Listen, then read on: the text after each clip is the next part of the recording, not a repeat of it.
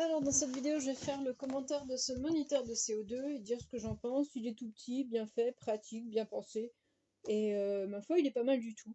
Donc ici, on le voit en plein calibrage parce que comme il était dans une autre pièce, je viens de faire le calibrage. Le calibrage, ça permet de remettre les mesures à zéro.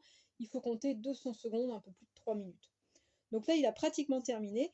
On peut voir ici donc l'indicateur de CO2 s'affichera là quand le décompte sera terminé. Ici, on a un petit bonhomme avec un smiley qui donne un indicateur.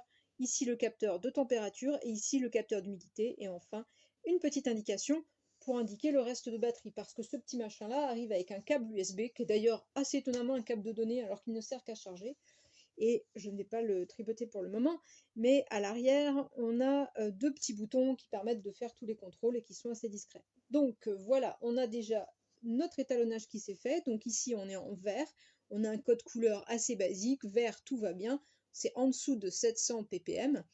Ensuite orange et ensuite rouge. C'est très facile de le faire monter dans les tours parce que le CO2, simplement, nous, on en exhale naturellement. Quand on est à 550, on est bien. Dès lors qu'on arrive à 650-700 ppm, l'idéal c'est d'ouvrir ses fenêtres et d'aérer parce qu'on a une concentration en CO2 qui est pas très recommandée pour la santé. Voilà, donc à quoi sert ce petit appareil en fait? C'est à mesurer la quantité de CO2. Alors ça va être sympa surtout dans un endroit plus pollué que chez moi.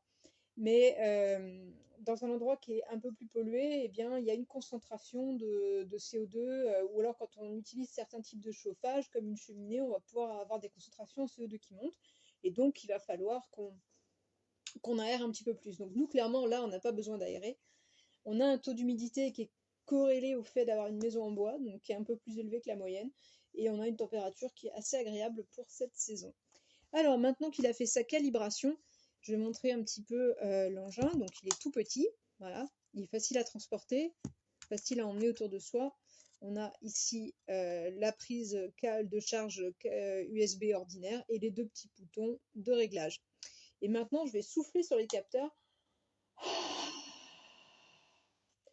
Alors il ne faut pas grand chose, en général il réagit assez vite. Alors est-ce qu'on aura le temps de le voir devenir fou?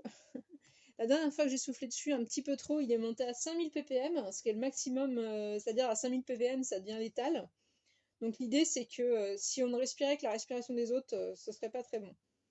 Ah, ah si, 2030, paf. Voilà, donc ça montre la sensibilité du capteur, parce que c'est pas destiné évidemment à ce qu'on souffle directement dessus, mais en soufflant dessus, j'ai augmenté de manière drastique la concentration de CO2 sur le capteur, et donc il devient un petit peu fou.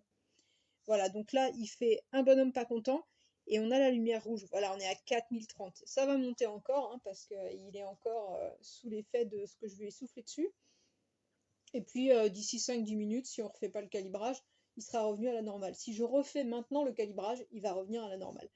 Mais ça donne une petite idée de l'effet que peut avoir le simple fait d'avoir soufflé dessus un petit peu. Voilà, il a atteint son maximum.